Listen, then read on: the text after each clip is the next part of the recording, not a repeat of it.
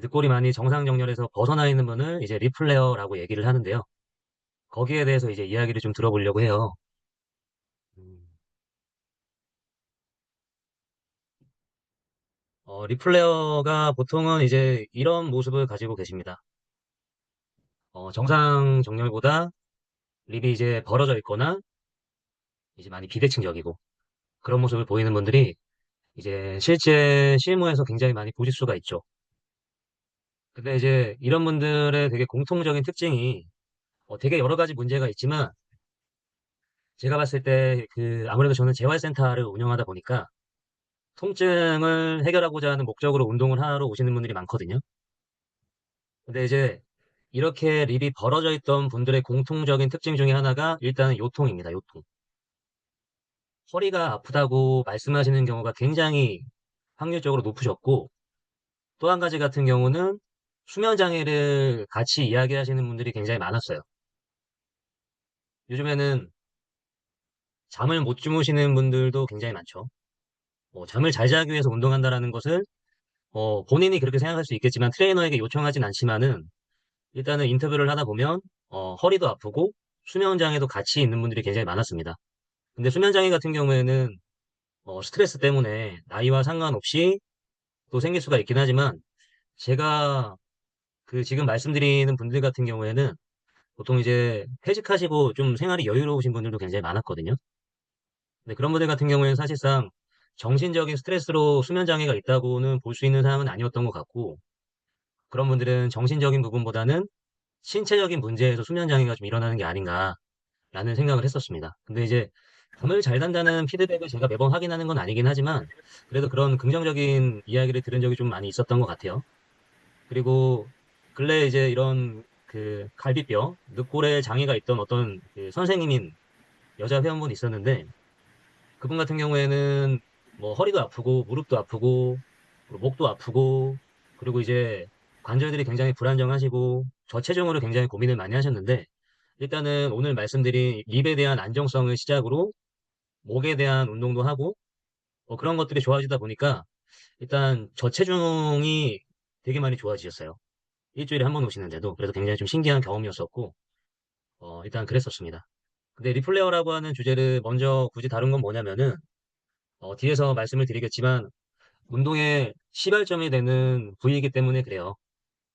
이 지금 보여드리고 있는 립이라고 하는 부분은 우리가 흔히 다루는 코어라고 하는 것과 굉장히 연관이 많은 관절 부위이기도 하고 여기서 보여지는 정렬 손상이 코어의 기능과 직접적으로 연결이 되기 때문에 코어가 깨져 있는 상태에서 우리가 어떤 목에 대한 부분이나 뭐 팔에 대한 부분이나 뭐 무릎, 뭐 발, 모든 걸 먼저 본다고 하는 것은 과학적으로 밝혀진 선에서 순서가 맞지가 않죠. 우리가 모든 사지 말단이 쓰이기 전에 코어의 어떤 액티베이션이 굉장히 중요하고 그런 것들 때문에 그것을 다루지 않고도 어떤 이제 체감, 코어의 안정성만으로도 몸이 좋아지는 경우가 굉장히 많죠. 그리고 과학적으로도 항상 팔다리 어떤 문제를 보기 전에 호흡과 코어의 안정성을 많이 강조하고 있고 그러한 연구들이 이미 너무나 많죠.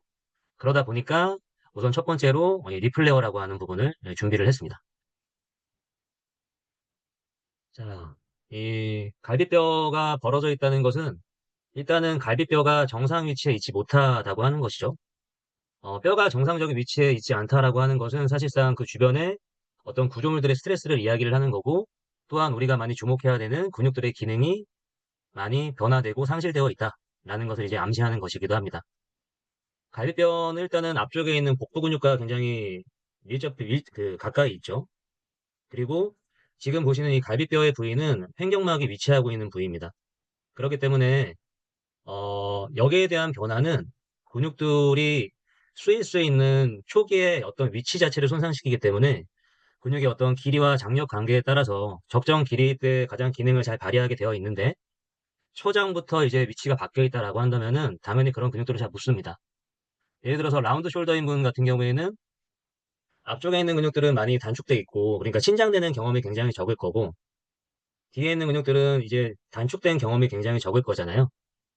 그리고 그런 생리학적인 이유 때문에 근육이 어떤 너무 짧아져 있거나 너무 길어져 있게 되다 보면은 힘을 잘 못 써요. 선생님들이 이제 팔을 최대한 뒤에서 앞으로 당기려고 하는 거랑 최대한 모아서 벌리려고 하는 거는 중간에서 앞뒤를 움직이는 것에 비해서 굉장히 힘이 쓰기가 어렵습니다. 그렇기 때문에 초기에 어떤 관절이 움직일 때 또는 안정성을 지킬 때 자기의 적정 길이를 유지할 때가 가장 대응이 빠르고 근육을 잘 쓰게 되거든요. 그렇기 때문에 갈비뼈가 벌어져 있다는 것은 코어 안정성 자체에 일단 문제가 있다는 겁니다. 코어 안정성에 문제가 있다면은 우리가 이제 뭐 이러한 개념은 그레이쿡 선생님 때문에 운동 쪽에서는 많이 알려진 걸로 알고 있습니다. 뭐 조인트 바이 조인트 이런 개념 때문에 관절들이 서로 연결돼 있어서 이제 어떤 특정 관절의 문제가 거기만의 문제가 아니라 다른 관절들과의 연결성 때문에 타 지역의 문제가 그곳의 문제를 만들 수 있다. 이런 것들이 이제 조인트 바이 조인트 컨셉의 이야기고요. 그리고 또 다른 말로는 리저널 인터 디펜선스 이제 라고 해서 RI 이론이라고 얘기하는데 이게 마찬가지로 관절들의 상호 우종성 때문에 어떤 특정 관절 부위의 문제가 마찬가지로 거기만의 문제가 아니라 서로 간에 그 영향을 받고 또 주고 이런 관계에 있다라고 하는 이제 이야기가 되죠. 특히나 코어 같은 경우에는 어떠한 관절이 쓰이든 간에 항상 먼저 활성화되는 그런 위치이기 때문에 거기에 문제가 생기게 된다라고 한다면은 모든 관절에 당연히 문제를 만들게 되겠죠. 기본적인 이제 흔히 얘기하는 심부 근육들의 액티베이션이 안 되게 되면 예를 들면 이제 어깨 관절에서 팔을 움직이게 되면 뭐 단순히 그냥 이렇게 굴곡되고 외전되는 게 아니라 그 안에서 관절 운동 형상학적인 움직임이 나와줘야 되죠. 팔을 이렇게 외전하게 되면 이제 하방할주가 일어나고 뭐 뒤로 가게 되면 뭐 이제 거기에 따른 이제 스핀이나 뭐 이런 로렌 스핀 이런 것들이 일어나게 되잖아요. 그런 것들이 기본적인 심부 근육의 활성화가 되지 않는다라고 한다면은 코어가 활성화가 되지 않는다면 당연히 그런 관절 운동 형상학에도 문제를 일으키게 됩니다. 그러면 통증 같은 게 굉장히 쉽게 생기겠죠. 자, 코어의 정의를 좀 설명을 드려보면, 코어는 일단은 그 척추와 골반의 안정화에 관여하는 뭐 근육이나 조직들을 이제 모두 포함하는 용어라고 보시면 될 것 같습니다. 제가 이제 나중에 슬라이드를 어떤 조건부하에 이제 드릴 건데, 이제 보시기 편하라고 이제 내용들을 조금 정리를 해놨습니다. 그리고 이제 코어 안정성이라고 한다면은 이제 그런 근육과 조직들이 역할을 잘할 때 코어 안정성이 좋다라고 이제 이야기를 할 수가 있는 거죠. 코어 안정성을 이제 볼 때 우리가 이제는 많이들 아실 거라고 생각을 해요. 단순히 이게 어떤 복직근, 어떤 복사근, 이런 근육들의 기능도 코어 안정성이 굉장히 중요하죠. 아까 이야기했다시피 어떤 척추, 있던 이제 골반 이런 쪽에 어떤 도전적인 상황이 들어왔을 때 거기에 대해서 저항하는 게 코어 안정성이다 보니까 당연히 복부의 근육들이 굉장히 중요하죠. 그 외에 뭐 복부 근육들 외에도 척추를 감싸고 있는, 요추를 감싸고 있는 이런 근육들은 다 모두 코어 근육이라고 할 수가 있는데 우리가 대표적으로 로컬 코어에 대한 것만 언급하다 보니까 뭐 횡격막, 뭐 복행근, 그리고 이제 뭐 다혈근, 뭐 이런 것들만 펠빅 플로어 이런 것만 얘기하다 보니까 그것만 코어라고 생각하지만 사실은 그런 안정화에 관여하는 모든 근육들은 이제 코어 근육이라고 볼 수가 있죠. 그리고 또 한 가지 안정화에 굉장히 중요한 게 호흡입니다. 호흡. 호흡이 없이 어떤 복부의 근육이 힘을 쓰기 굉장히 어렵고요. 힘을 쓴다 하더라도 그것들은 사실상 정말 좋은 안정화라고 볼 수는 없죠. 가끔 호흡이 좋지 않은데 오래 운동을 해가지고 막 잘 힘을 쓰는 분들이 있긴 있는데 그런 분들은 언젠간 다치시더라고요. 그런 분들을 생각하면 이제 강한 건 잘 부러진다 이런 표현이 너무 잘 맞아요. 너무 몸이 경직돼 있고 힘을 쓰고 힘을 뺄 때 이런 걸 잘 못하면서 그냥 막 힘만 쓰려고 하는 분들 그런 분들이 굉장히 많습니다. 아무튼 호흡 안정화에 있어서 굉장히 중요한 게 이제 횡격막이죠. 횡격막. 그럼 횡격막이 잘 기능하고 있느냐를 볼 때 여러 가지 이제 검사를 통해서 할 수 있긴 하겠지만 우리가 오늘 이야기해 보려고 하는 것은 이제 정렬상의 문제입니다. 예를 들어서 횡격막이 위치하고 있는 하부 늑골 부위 오늘 이야기할 거기가 막 떠 있거나 이렇다라고 한다면은 횡격막이 기능하기 이미 초장부터 이제 문제가 있는 거거든요. 반대로 이제 횡격막이 잘 기능하고 있다라고 하는 거는 하부 늑골들이 좋은 위치에 잘 정렬돼 있을 거고 걔가 잘 정렬돼 있으려고 한다면은 사실상 늑골뿐만이 아니라 어떤 척추의 상태도 굉장히 중요하게 됩니다. 다시 이제 늑골 하부로 들어오게 돼서 횡격막의 어떤 기능을 얘기할 때 항상 언급되는 게 뭐냐면 이제 조화, 존 오브 어포지션이라고 하는 걸 얘기를 하는데 횡격막이 이제 이런 식으로 돔 형태로 이제 위치하고 있는데 횡격막의 이제 부위에 따라서 파트를 나눠요. 그래서 늑골에 붙는 부분을 이제 늑골 파트, 코스탈 파트라고 하고 그리고 허리에 붙는 부분을 이제 럼바 파트 그리고 이제 이 스터넘에 붙는 부분을 스터넘 파트 이렇게 세 가지로 나누게 되는데 이 오늘 조화와 관련된 그 횡격막의 파트는 이제 코스탈 파트입니다. 이 횡격막이 이 늑골에 하부 늑골에 이 수직적으로 잘 붙어 있어야 좋은 정렬 상태를 유지하고 있는 거예요.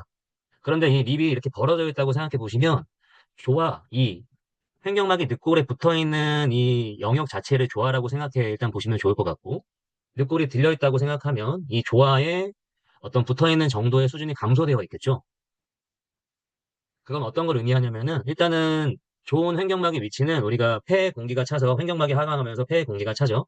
그러면 횡격막이 하강하면서 복내압을 만들게 되는데 횡격막이 일단은 수직으로 하강하려면 늑골들이 이렇게 잘 정렬이 되어 있어야 되거든요. 그랬을 때 폐 확장과 횡격막의 기능이 일어나게 되면서 수직적으로 압력을 전달하면서 복내압을 만드는데 늑골이 벌어져 있으면 이제 수직으로 전달하는 양이 굉장히 감소하게 됩니다.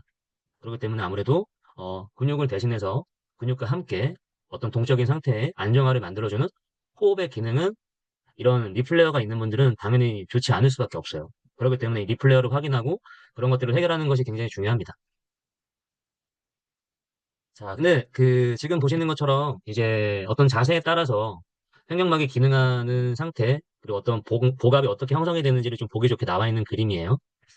근데 이제 지금 이 왼쪽에 있는 사진은 골반으로 따지면 이제 전방 경사가 되어 있고, 그리고 이 오른쪽 여자분 같은 경우에는 이제 후방 경사가 굉장히 좀 심하게 되어 있는데, 이 팬티가 원래 이렇게 되기는 좀 쉽지는 않죠. 이거 좀 과장되어 있는 것 같긴 지만 후방 경사가 이렇게 되기는 좀 힘들잖아요. 그렇죠? 이게 좀 아무튼 좀 그런데 중요한 거는 이 모양에 따라서 이 골반이 내 이 몸통의 뒤에 있냐, 골반이 내 몸통의 앞쪽에 있냐, 거기에 따라서 이제 이 횡격막의 기능이 어떨 수 있는지를 좀 보여주는 그런 그림이에요. 근데 이제 이 골반이 내 몸의 뒤쪽에 있으면 포스테리어 펠빅 크로스 신드롬일 거예요. 오래돼서 정말 기억이 안 나는데 이 강의는 굉장히 좀 옛날 거라. 중요한 건 골반이 뒤에 있는 상태가 요 사진입니다. 그리고 골반이 우리 몸의 앞에 있는 상태가 이제 요 사진이에요. 그래서 이제 횡격막이 하강하려고 할 때 이런 상태라고 일단 가정을 해보시면 우리가 이제 풍선 불 때 일반적인 풍선보다 이 모양 만드는 풍선 긴 거 있잖아요. 그런 거 만들 때 굉장히 많은 힘이 필요한 것처럼 지금 이런 이제 펠빅이 앞에 있는 사람들 같은 경우에는 이렇게 횡격막이 하강하기가 방금 그 막대기 풍선처럼 굉장히 어려운 상태인 거예요. 복부에 굉장히 많이 되어 있고 그렇기 때문에 아무래도 횡격막이 기능하기 어려운 상태고 또 이렇게 골반이 뒤에 있는 분들 같은 경우에는 내 몸에 비해서 전방경사 체형 있죠. 그런 분들 같은 경우에는 이런 식으로 수직적으로 복압이 그 횡격막의 힘이 수직적으로 전달되는 게 아니라 이렇게 앞쪽으로 많이 빠집니다. 여담이지만 우리가 척추가 둥글게 돼 있고 뭐 복부를 내밀고 있고 허리가 둥글게 돼 있고 뭐 가슴을 앞으로 내밀고 있고 이렇게 열려 있는 관절 부위 있죠. 보통은 닫혀 있는 관절 부위로는 호흡이 잘 안 들어가고 열려 있는 부위는 굉장히 많이 들어가고 일반적으로 그런 패턴을 보입니다. 이거는 선생님들이 호흡 트레이닝 같은 걸 할 때도 알아두면 굉장히 좋은 이제 방법이고요. 그래서 내가 어디에 호흡이 잘 안 된다고 했을 때 그 부위를 늘려놓고 하게 되면 조금 더 호흡 트레이닝이 원활해집니다. 아무튼 그런 자세를 하고 있는 분은 지금 말씀드린 긍정적인 팁과는 반대로 그쪽으로 또 안 좋은 쪽으로만 이제 호흡을 하게 됩니다. 좀 아무래도 횡격막에 의한 체간의 안정화는 만들 수가 없겠죠. 자, 그래서 코어 안정성에서 횡격막의 역할이 뭐냐? 그러면 횡격막은 어떤 복강 내 앞, 우리가 과자의 봉지에 과자가 열려있지 않으면 이제 진공 상태죠. 그러면은 잘 이렇게 눌려도 빵빵하죠. 그런데 이게 복압 같은 걸로 생각하시면 되는데 우리가 적절한 횡격막의 역할을 통해 복압을 생성하지 못한다라고 한다면은 그냥 이런 호흡을 통한 안정화가 전혀 없는 거라 그걸 보상하기 위한 근육들의 보상이 엄청나게 생깁니다. 뭐 복부, 대표적으로 척추 기립근 이런 애들이 굉장히 열일을 할 수밖에 없게 돼요. 왜냐하면 보호를 일단 해야 되니까. 자, 그래서 횡격막은 반대로 어떤 최적화된 복내압을 형성하는데 굉장히 이제 중요하다. 마찬가지로 정적인 상태뿐만이 아니라 동적인 안정성을 만드는데도 횡격막의 역할이 당연히 중요합니다. 아무래도 호흡이 좋다라고 하는 것은 호흡이 일어나는 어떤 횡격막, 그 근육에 있는 그 늑골의 정렬도 굉장히 좋을 거고요. 호흡이 좋다라고 했을 때. 그와 더불어 호흡이 잘 일어날 때는 복부, 복강과 흉강, 이런 데 이제 확장과 이완이 막 일어나게 되죠. 우리가 어떤 부위에 트레이닝을 하기 전에 특히나 체간의 모든 문제, 그렇게 생각하면 자꾸 허리 쪽만 생각하시는데 우리가 어깨 문제를 다룰 때 어떤 이제 위에 쪽에 있는 머슬들 있죠. 정거근도 마찬가지고 이런 근육의 활성화를 먼저 생각하시기 전에 이런 체간에 있는 모든 근육들은 전부 다 이제 호흡 근육이에요. 그렇기 때문에 그런 근육이 잘 안 쓰일 때 호흡을 먼저 꼭 살펴보셔야 됩니다. 다시 돌아가서 호흡이 좋으면 당연히 흉곽과 어떤 복강, 골반 이런 데 정렬이 당연히 좋겠죠. 골반이 틀어져 있다고 해서 뭐 어떤 근육이 작동을 잘 안 하고 있을까 어디로 돌아가 있네 뭐 이완을 하고 이런 것도 중요합니다. 실제로 그런 걸 먼저 하는 것들이 더 도움이 되는 경우도 굉장히 많긴 한데 호흡 기능을 살리는 것도 꼭 생각을 해야겠죠. 자, 그리고 근육에 적절한 시너지를 유도한다. 횡격막이 잘 작용하면은, 이건 무슨 말이냐면, 시너지라고 하는 거는 이제 코디네이션, 협응이라고 생각하시면 됩니다. 몸통의 안정화가 적절히 선행되면서 팔다리, 목, 모든 것들이 움직일 때 이제 협응을 잘 유도하게 된다. 그런 얘기고요. 반대로 이제 흡기를 하는데 횡격막이 잘 역할을 못해서 횡격막이 수직으로 하강하지 못하게 된다. 복압을 잘 못 만들게 된다라고 한다면은 아까 말씀드린 것처럼 주변 근육들이 엄청 보상을 하게 되고 실제로 현장에서 보게 되는 많은 케이스 중에 하나가 비대칭적인 척추 기립근입니다. 그리고 비대칭 정도가 덜하다 하더라도 그냥 단단하면 좋은 줄 아는 분들이 굉장히 많은데 어떤 상황에 적절치 못하게 굉장히 과긴장을 하고 있는 분들이 너무나도 많습니다. 자, 그리고 뭐 이거는 뭐 당연히 복내압이 좋지 않으면 어떤 근육들의 힘으로만 버텨야 되고 또 그런 근육들이 균형 있게 발달되기 힘들어요. 어느 한쪽으로 편향되게 되고 그러면 이제 운동성을 발휘하는 방향이 생길 거고 또 어떤 쪽으로는 운동 방향이 잘 안 나오게 되고 이런 것들이 생기게 됩니다. 선생님들 이제 앉아가지고 몸통 같은 거 돌려보잖아요. 그럴 때 이제 여러 가지 근육들, 어떤 관절들 이런 것에 의해서도 제한이 될 수가 있지만 대표적으로 횡격막이 긴장되어 있는 쪽으로 몸통이 잘 돌아가지 않는다는 것도 굉장히 제가 많이 사용하는 방법 중에 하나입니다. 자, 코어 안정성에서 횡격막과 이 TRA, 트랜스버스 업도미니스, 이거 복행근이라고 하잖아요. 이 관계가 되게 재밌습니다. 이 한 연구의 내용을 이 내용을 제가 이 텍스트를 친 건데, 일단 이 두 근육이 서로 시소처럼 같이 작용을 합니다. 시소 아시죠? 하나가 내려가면 하나가 올라가고, 하나가 또 내려가면 하나가 올라가고, 이런 식으로 횡격막과 복행근이 하나가 일을 열심히 하면 하나가 일을 안 하고, 하나가 또 열심히 일을 하면 하나가 일을 안 하고, 이러면서 서로 휴식을 갖는 거예요. 예를 들어서 횡격막이 하강하면서 복압을 만들면 TRA는 좀 쉬고 또 반대로 횡격막이 이제 호기를 하게 되면서 원심성 수축을 하게 되면 TRA가 일을 하고 횡격막은 조금 이제 쉬고 이런 관계에 있다라고 이야기를 합니다. 아, 오늘 30분 잡았는데 너무 일단 해볼게요. 이거는 이제 리플레어가 있는 회원 케이스예요. 보시면 이제 이분이 처음에 오셨을 때 앉아서 잠을 못 잔다고 했습니다. 이게 아마 허리 수술을 하셨는데 아마 협착증 때문에 수술하신 걸로 알고 있고, 그래서 수술 이후에 한 달 좀 안 돼서 운동하러 오셨었는데, 너무 허리 통증이 심해서 앉아서 잠을 잔다고 하실 때였어요. 그때 왔을 때 이런 모습이었습니다. 보시면 뭐 여러 가지로 되게 좋지가 않죠. 그리고 이런 주름 같은 게 비대칭적으로 있고, 또 대칭적으로 있다 하더라도 이런 주름 같은 게 당연히 살이 많이 찌면 찌긴 하겠지만, 흘러내리는 것처럼 저런 주름이 생기겠지만, 이런 것들도 어떤 이제 호흡 기능의 문제, 라고 생각하시면 좋을 것 같아요. 몸도 이분 막 외측으로 빠져있고 그렇죠. 근데 이거는 이제 한 두 달쯤 운동하셨을 때인 것 같아요, 이분이.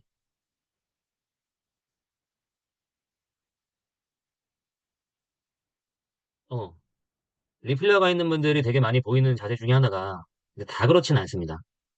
이런 식으로 누우면은 머리가 왕창 들려요. 그럼 허리는 어떻게 됐을 것 같아요? 보통 목이랑 허리가 같은 방향으로 갑니다. 플랫인 분들은 턱도 이렇게 내려가시고요. 허리가 그러면. 허리가 또 꺾여 있는 분들은 또 목이 이렇게 들리는 경향성이 보통 높은 확률로 있거든요. 이런 분들이 당연히 좀 불편하겠죠. 또 허리 문제가 있는 분인데, 허리 협착증이 있는 분인데, 이런 자세를 갖고 있어요. 근데 수술을 했는데도 이래요. 네, 운동을 하고 나서 이렇게 좀 좋아지신 거고요.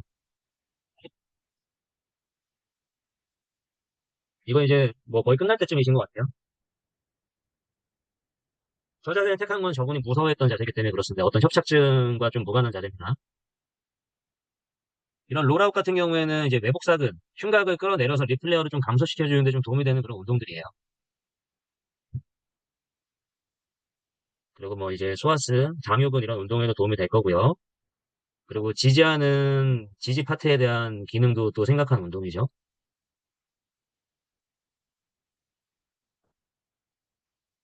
그리고 보시면은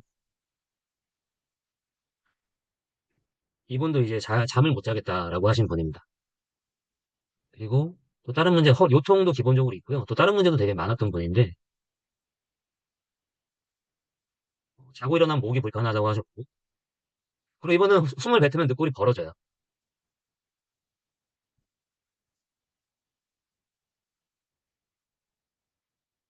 그리고 처음에는 이제 봤던 모습이 다리를 들고 있던 거고, 지금 이제 내리고 있던 건데, 이제 립이나 이런 것들이 잘 안정된 모습을 보이고 있죠, 처음보다.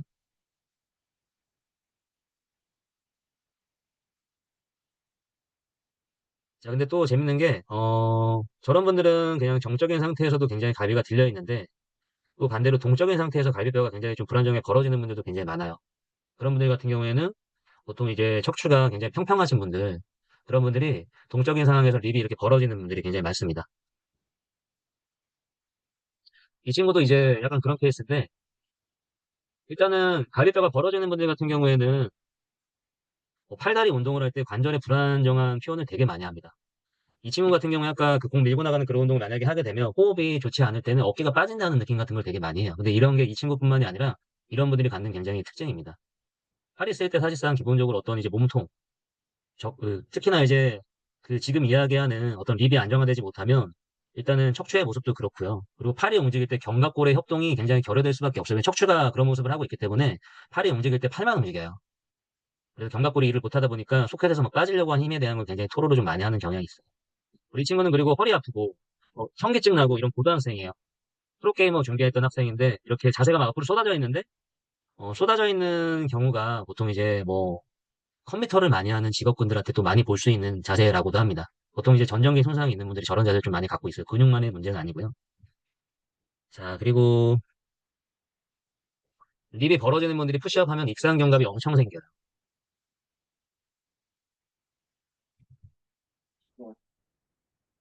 저런 식으로 보통 저렇게 팔이 벌어지면 팔도 견관절도 견갑골도 이제 이센트릭한 힘을 발휘를 해야 되는데 저거는 그냥 견갑골이 그냥 나와버리는 거예요.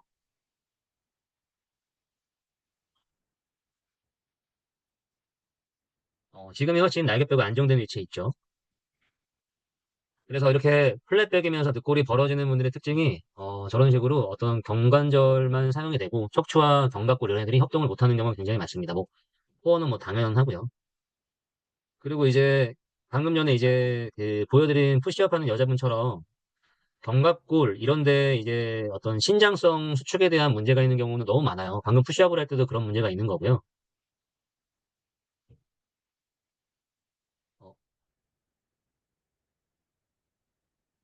푸시업 할 때뿐만이 아니라 팔을 올리고 내릴 때도 올릴 때만 문제가 있는 게 아니라 내릴 때도 굉장히 문제가 많은데 팔을 상방회전했다가 내리고 있는 거잖아요. 그럼 상방회전 근육들이 컨센트릭만 좀 생각하는 경향이 있는데 내려올 때 버티는 수축을 또 잘해야 되거든요. 근데 이럴 때 보통 문제가 많고 특히나 이제 저는 헬스장에서 오래 근무를 했었기 때문에 관련된 어떤 상황이 뭐냐면은 올릴 때만 신경 쓰고 내릴 때 그냥 떨어뜨려요. 많은 사람들이. 올릴 때 엄청 막 올릴 때가 더 느리고 내릴 때 더 빠르고. 근데 내릴 때는 조절에 좀 신경을 쓰는 게 좋고요. 저런 문제가 어떤 근육의 자상, 조직의 어떤 염자 이런 것들을 누적해서 만들게 됩니다. 그렇기 때문에 저런 것도 꼭 신경을 써야 되는데 이런 게 지금 이야기가 왜 나오는지 설명을 해드리면 저런 것들의 어떤 시작은 어떤 이제 코어 안정성의 부재. 대표적으로 자세적으로 볼 수 있는 것 중에 하나가 이제 갈비뼈가 벌어져 있는 분들이 저런 특징을 가진다라고 하는 것이죠. 방금 말씀드린 그런 내용이고요. 그리고 그 갈비뼈가 이렇게 벌어지게 되면 보통 이제 관절들에 연결된 어떤 힘이 발생을 해서 전방경사만 생길 거다라고 생각을 하실 거라고 생각해요. 그렇지만 현장에서 립이 벌어지는 분들을 보게 되면 꼭 전방경사만 립이 벌어지진 않아요. 이분 같은 경우도 굉장히 좀 연세가 60대 후반 정도 되셨던 여자분인데 이분은 굉장히 플랫하면서도 갈비가 굉장히 벌어져 있는 분입니다. 그렇기 때문에 무조건 그렇게 단정지어서 생각하시면 안 되시고요.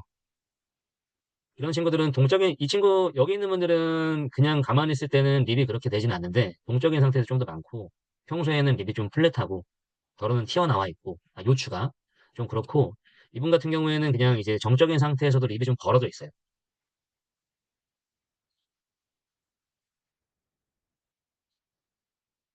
자, 리플레어가 뭔가 유사한 개념으로 이야기를 할 수 있는 게, 이렇게 이제 흉골의 하부각, 인프라 스터널 앵글, 흉골 하부각, 또는 다른 말로 서브 코스탈 앵글, 늑골 하부각, 이런 것들을 이야기할 수가 있는데, 뭔가 비슷하지만 조금 다른 개념이긴 해요.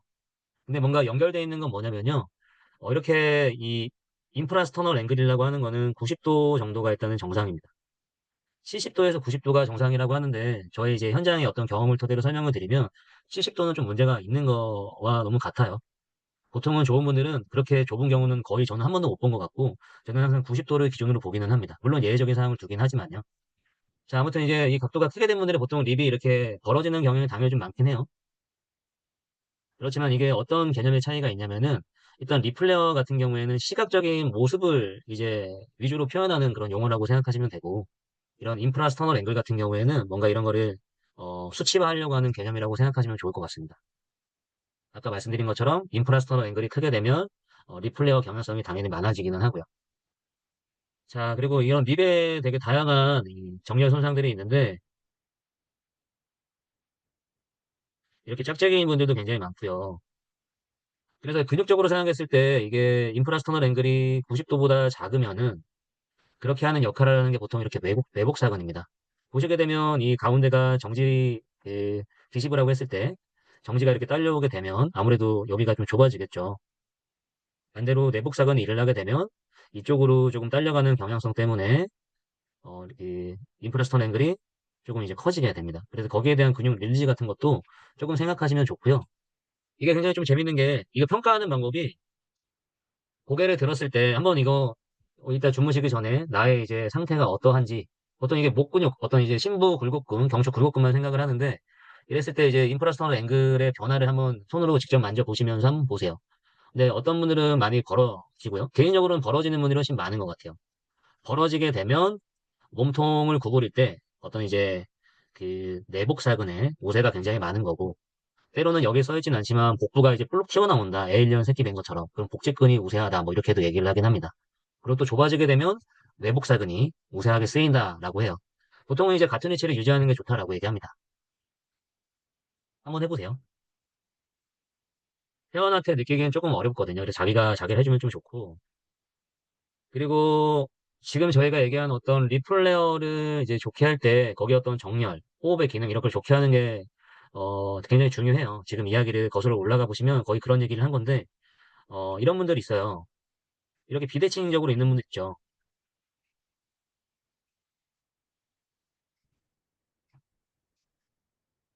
굉장히 좁죠.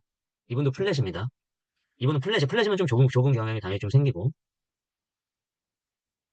자, 어떤 얘기를 드리려고 하는 거냐면은 이제 호흡 트레이닝은 저도 초반에 좀 많이 시키는 편인데 옛날에는 호흡 훈련을 하는 게 어떻게 보면 처음에 회원분들을 설득시키거나 필요성을 인지시키고 진행하는 좀 어려움이 있었지만 이제 오래 하다 보니까 그런 것들이 좀 많이 자연스러워졌는데 일단 어떤 골반에 문제가 있거나 요통이 있거나 근육 경직이 심하거나 그럴 때 호흡에 대한 걸 알려주고 뭔가 숙제로 내주거든요. 근데 이분 같은 경우에는 첫째 주에 그렇게 했어요. 이제 자기가 인지를 스스로 하고 호흡 트레이닝을 좀 하고 와서 요통 문제로 오신 분이거든요. 목도 아프고. 근데 하나도 개선이 안 돼요. 일주일 동안 하고 왔는데. 저 패턴 그대로 호흡이 어느 시점이 지나기 전까지 계속 일어나시더라. 근데 지금 그 호흡이라고 하는 거는 그 계속 일어나고 있죠. 우리가 어떤 취하고 있는 자세, 어떤 뼈의 위치는 내가 많이 활동하는 방향으로 무조건 유발이 되거든요. 근데 이제 립이 어느 한쪽이 벌어져 있고 어느 쪽이 좁아져 있고 이런 분들은 호흡을 할 때 100% 그쪽으로 벌어져 있는 쪽으로 호흡을 더 많이 넣어요. 이분도 그래서 호흡 훈련을 하면서도 아무래도 이제 몸이 안 좋으신 분들은 자기 몸을 정확하게 당연히 못 느끼죠.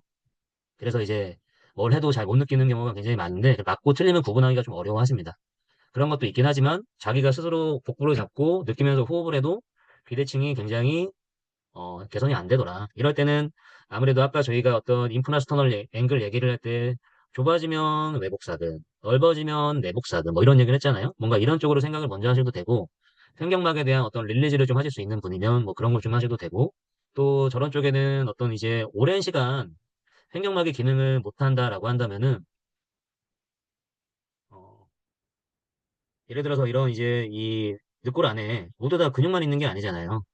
그럼 횡격막 밑에 뭐 근육으로는 이제 뭐 요방형도 있고 장요근도 있고 그렇지만은 여기는 오른쪽에 이제 간이 있고 여긴 위가 있고 여긴 비장이 있고 그리고 뭐 췌장이 있고 그리고 여기 결장이 있고 막 이렇게 이 내부 장기들이 막 있잖아요. 근데 이런 것들이 임대로서 횡격막과 붙어 있는 것들이 너무나 많아요. 근데 내장들은 횡격막의 움직임을 통한 연동 운동이 굉장히 중요하거든요. 근데 내장은 불수의근이라고 보통 표현을 하죠. 수의근은 의지적으로 움직일 수 있는 우리가 생각하는 근육이고 불수의근이라고 하는 거는 근육의 특성은 똑같이 같지만 내가 의지적으로 조절 못하는 것들이에요. 근데 이런 것들은 마찬가지로 근육의 특성을 갖기 때문에 움직임이 없으면 근육과 똑같이 손상이 됩니다. 근데 그걸 도와주는 게 이제 척추 움직임, 또 호흡인데 호흡이 이렇게 부전되어 있는 분들은 굉장히 오랜 시간 내장 활동이 없던 거잖아요. 자체적인 활동이 있긴 하겠지만 움직임을 통한 당연히 유착이 있을 수밖에 없어요. 그래서 때로는 내장에 대한 문제를 해결하는 게 도움이 되는 경우도 있고 일단은 그렇습니다. 그래서 모두 다 그런 걸로만 해결이 되지 않는다는 것을 좀 말씀드리고 싶고, 일단은 저는 다 그렇게 얘기를 좀 하는 편입니다. 자, 그래서 외복사근, 내복사근, 사진 같은 거 보시게 되면, 아, 이게 왜 이 인프라스터널 앵글을 좁게 하고, 넓게 하고, 리플레어와 관계가 있는 근육이고 아니고, 이런 것들이 조금 머릿속에 그려지실 거라고 생각이 되고, 이런 이제 앵글이 바뀌게 되면, 이런 시상면상의 정렬, 당연히 이만면상의 정렬, 그리고 수평면상의 정렬도 다 바뀌게 당연히 되겠죠. 이거는 이제 복부 근육들에 대한 건데요. 어떤 복부 근육들이 아무래도 이제 리플레어를 감소시킬 때도 굉장히 중요하고요. 균형을 회복하는 게, 강화를 하는 게 중요한데, 복부 근육들이 잘 일을 하게 되면 이 디스크의 압력이 허리의 척추 상부에서는 50%나 감소가 되고, 허리의 하부에서는 30%나 감소가 되고, 그리고 뒤쪽에서는 50% 이상 또 감소가 된다라고 합니다. 그렇기 때문에 이런 이 리플레어를 해결할 때 어떤 복부 기능을 강화하는 것이 이런 디스크 문제, 뭐 요통에 대한 문제와 엄청나게 관계가 있다는 것을 당연히 아실 수가 있겠죠. 그래서 오늘 드린 이야기를 정리를 해보면 이 정렬과 복강내압에 대한 문제를 리플레어에 대한 정렬로부터 계속 올라온 겁니다. 이런 것들이 우리 피트니스 현장에서 굉장히 많이 볼 수 있고 또 이런 해결 방안이 그런 전문가들한테 굉장히 중요하거든요. 그런 것들을 이제 전달하고자 말씀을 드렸고 오늘 이렇게 첫 강의를 좀 진행을 했는데 앞으로 이제 매주 좀 진행을 하려고 해요. 근데 이제 아무래도 요즘에는 이제 AI 시대다 보니까 웬만하면 이제 실무적인 내용들 위주로 진행을 할 거고 사실은 짧은 시간 동안 이론적인 것들을 계속 풀 수도 없을 뿐더러 2시간을 푼다 하더라도 어떻게 책 한 권 읽는 것보다 자세히 이야기를 드리겠습니까? 그렇기 때문에 핵심적인 이야기를 드리되 어떤 제가 현장에서 경험하거나 또 과학적으로 검증된 것들도 이야기를 하겠지만 그런 것들이 아직 진행 중임에도 효율적인 것들, 어떤 생각해 볼 만한 것들 이런 것들을 주마다 이야기를 좀 해보려고 하고요. 다음 시간에는 이제 오늘 말씀드린 내용들의 중재 전략에 대해서 좀 진행해 보려고 합니다. 저도 이제 강의를 이제 구성하고 만들 때 저도 이제 제가 들을 수 있는 것들은 최대한 이제 들어보고 아쉬웠던 것들이나 그런 것들을 최대한 이제 보완해서 하려고 하긴 하거든요. 특히나 중점적으로 생각하는 것들은 실제 이제 실무적으로 필요한 것들에 대한 거기에 대한 진실, 어떤 것들은 생각보다 좀 효과가 없더라. 이런 것들을 좀 많이 이야기를 해보고 싶고요. 제가 실제로 그냥 단순히 보고 배운 것들을 전달해드리는 내용이 아니라 현장에서 오랜 시간 해왔던 것들, 특히나 호흡에 대한 중재는 저는 굉장히 오랫동안 많이 했었거든요. 그래서 제가 하는 방법들이 배워서 저만의 것들로 많이 바뀐 것들이 좀 많이 있는 것 같아요. 그중에서 몇 가지 오늘 내용에서 도움되는 것들 조금 다음 시간에 알아보도록 할 거고요. 온라인상에 다시 모집을 하고 어느 정도 인원이 될 때까지는 채팅방에서 이렇게 할 건데 이게 아무래도 이제 줌에 인원 제한이 있거든요. 그렇기 때문에 아무래도 거기에 따라서 조금 바뀔 수도 있을 것 같긴 한데 채팅방 안에서 다시 공지 드리도록 하겠습니다. 오늘 시간이 너무 늦었죠? 어, 30분 정도 강의를 할 거고 조금 넘게 그리고 이제 Q&A를 이제 받을 건데 궁금하신 것들은 오늘은 따로요. 메시지 주시거나 채팅방에 남겨주시거나 그렇게 해주시고요. 그럼 제가 또 말씀 따로 드리도록 하거나 또는 강의 때 이야기 드릴게요. 다음 강의부터는 Q&A 시간을 최소 5분에서 10분 정도는 갖도록 하겠습니다. 야, 그리고 여기 제가 적어놨는데 오늘 강의 보시고 강의 피드백을 48시간 내에 채팅방에 남겨주시면은 제가 이 보시기 편하게 어떤 그림이나 이론적인 내용들 많이 담아놨거든요. 그리고 다음 강의 이제 인원이 일부 제한될 건데 다음 강의를 그냥 수강하실 수 있는 링크를 전달 드릴 테니까 또 보시고 좋았던 점이 있으셨다라고 한다면은 채팅방에 남겨주시면 이렇게 또 혜택을 준비했으니까 그렇게 해주시면 좋을 것 같습니다. 자, 오늘 늦은 시간까지 고생 많으셨고요. 또 한 주 잘 보내시기 바랍니다. 감사합니다.